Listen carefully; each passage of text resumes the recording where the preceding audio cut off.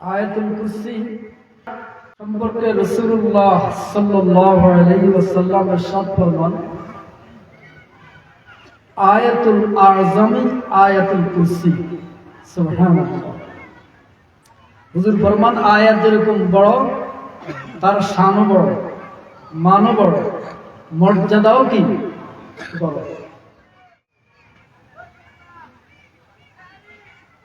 আয়াতুল কুরসি সম্পর্কে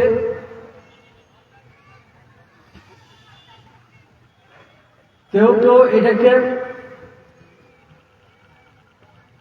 বড় অস্ত্র ঘোষণা দিয়েছেন,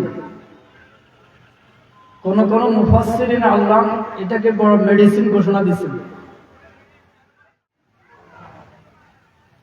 আয়াতুল কুরসির তরজমা ব্যাখ্যা বিশ্লেষণ করার আগে আমি আয়াতুল কুরসির একটা ফজাইল, বেশি দূরের না, অল্প কিছুদিন আগে একটা ওয়াকিয়া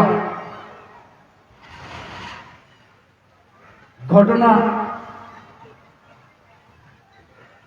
হয়েছিল, সেটা বেশি দূর না, আমাদের পাশে চট্টগ্রাম অনেকগুলো মাদ্রাসা আছে, বড় বড় মাদ্রাসার মধ্যে হাটহাজারী, নানুপুর, পটিয়া,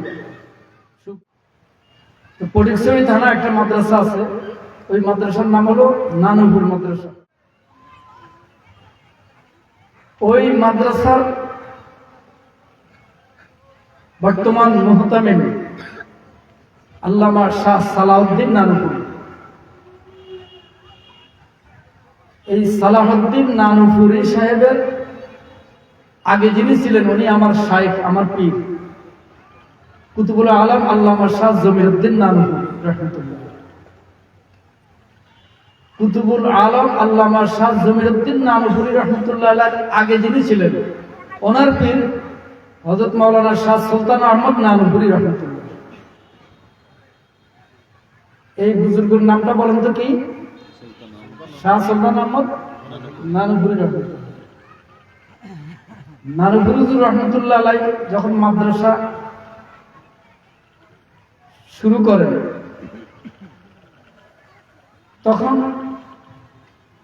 মাদ্রাসার বিরোধিতা নয়, বরং উলামায়ে কেরামের উপর নির্যাতন নয়, বরং নির্যাতনের স্টিম রোলার, শুধু ষড়যন্ত্র, বিরোধিতা, সমালোচনা, আলোচনা।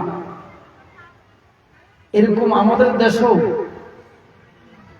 আছে কি নাই? মাদ্রাসা হইলে শুধু সমালোচনা, কিছু লোক খারাপ আছে না? আল্লাহ আপনি আমাদেরকে হেফাজত করে দেন। সুলতান আহমদ নানুপুরি রহমতুল্লাহ আলাই,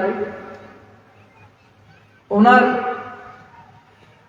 রাত্রে শুইছে, শোয়ার সময় ওনার কাছে একটু ভয় ভয় লাগছে, আজকে মাদ্রাসার শত্রুরা হামলা মামলা।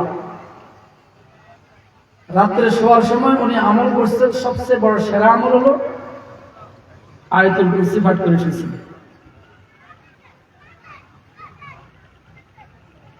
আল্লাহু লা ইলাহা ইল্লা হুয়াল হাইয়ুল কাইয়্যুম লা তা'খুযুহু সিনাতুন ওয়া লা নাওম লাহু মা ফিস সামাওয়াতি ওয়া মা ফিল আরদি মান যাল্লাযী ইয়াশফা'ু 'ইনদাহু ইল্লা বিইذনিহি। এইভাবে আয়াতুল কুরসি পড়ে চতুর্দিকে ফু দিয়া শুয়েছেন। শোয়ার পরে যারা বড় বড় ডাকাত, বড় বড় গুন্ডা বাহিনী, বড় বড় ফান্ডা বাহিনী অস্ত্র শস্ত্র নিয়ে হামলা করার জন্য আসছে, মাদ্রাসা ভাঙবে, হুজুরকে মারবে। এখন আসার পরে তারা মেইন গেটের সামনে যখন আসছে, দেখতেছে চতুর্দিকে এত বড় বড় আর্মি, র্যাব বাহিনী, এদের মাথার মধ্যে সাদা পাগড়ি, গায়ের মধ্যে সাদা ড্রেস, সুন্নতি ড্রেস। সুবহানাল্লাহ।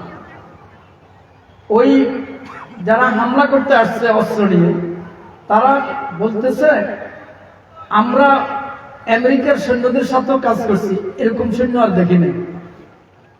ইউরোপ, আফ্রিকা, ফ্রান্স, কানাডা গেছি, বিভিন্ন সৈন্য জেহাদে যুদ্ধ অংশগ্রহণ করছি, এরকম সৈন্য আর এত বড় অস্ত্র দেখিনি। ফজর নামাজের পর হুজুর নামাজ পড়ি বাহির হয়েছে, দেখতেছে কিছু পড়ে গেছে বেহুশ হয়ে, কিছু দৌড়িয়ে আসি অন্ধ হয়ে হুজুরের পায়ের উপর বসছে। পড়ি বলতেছে, হুজুর আগে বলেন মাফ করে দিয়েছেন কিনা। হুজুর চট্টগ্রামের ভাষা বলতেছে, ও কি হদ দে তোমরা, আতিককে কি হতে লাগবে, হঠাৎ কি বলতেছো তোমরা মাফ করে দেওয়ার জন্য, সমস্যা কি? না হুজুর সমস্যা পরে বলবো, আগে বলেন মাফ করে দিয়েছেন কিনা, মাফ করে দেন। হুজুর 3 বার বলার পর হুজুর বলছে, দাও মাফ করে দিলাম। বলতেছে, হুজুর আপনাকে হামলা মামলা অস্ত্র নিয়ে আসছিলাম হামলা করার জন্য, মাদ্রাসা ভাঙার জন্য। দেখতেছি হুজুর এরকম অস্ত্র আর এরকম বাহিনী, যেটা জীবনে আমেরিকার অস্ত্র কারাগার থেকে নিয়ে অস্ত্রের কেন্দ্রে ঢুকছে, এরকম অস্ত্র দেখিনি। এই অস্ত্রগুলা এই বাহিনীটা কই থেকে আনছে? হুজুর বলে, আমি তো কোনো অস্ত্র আনি নাই, বাহিনী আনি নাই, তবে আমি একটা আমল করছি, সেটা হলো আমি শোয়ার সময় দোয়া কলমা পড়ি আর আয়াতুল কুরসি পড়ছি। সুবহানাল্লাহ। তো আয়াতুল কুরসির আমলটা করবেন তো ইনশাআল্লাহ। আয়াতুল কুরসি এটা হলো বুলেট। রাসূল করিম সাল্লাল্লাহু আলাইহি ওয়াসাল্লামের খেদমতে এক সাহাবী আসছে, জিজ্ঞাসা করতেছে ওই ব্যক্তিকে যে তুমি বিবাহ করছো? ওই ব্যক্তি উত্তর দিতেছে, হুজুর আমার কাছে তো টাকা পয়সা নাই, মালটাল নাই, কিভাবে বিবাহ করব? বলতেছে, তোমার কাছে হুজুর সাল্লাল্লাহু আলাইহি ওয়াসাল্লাম বলতেছে, তোমার কাছে কি আয়াতুল আযম আয়াতুল কুরসি নাই?